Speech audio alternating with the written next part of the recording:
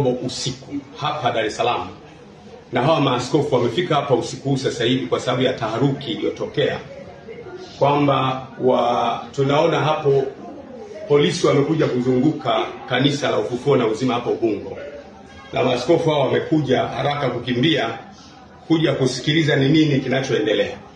Of course hata mimi mwenyewe sijajua kinachoendelea, lakini naona hapo nje kuna defender za polisi kama 3 hivi wamekuja kuzunguka kanisa. Hatujajua nini kinaendelea. Kwa hiyo tunataka maaskofu wenzetu wote na wachungaji wetu wote na waumini wetu wote mjue kwamba usiku huu saa 5 sasa hivi tarehe ngapi leo?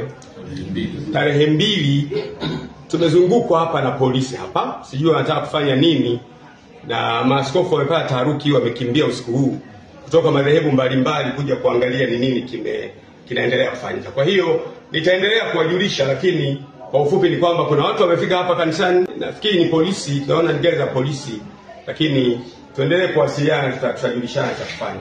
Asanteni sana.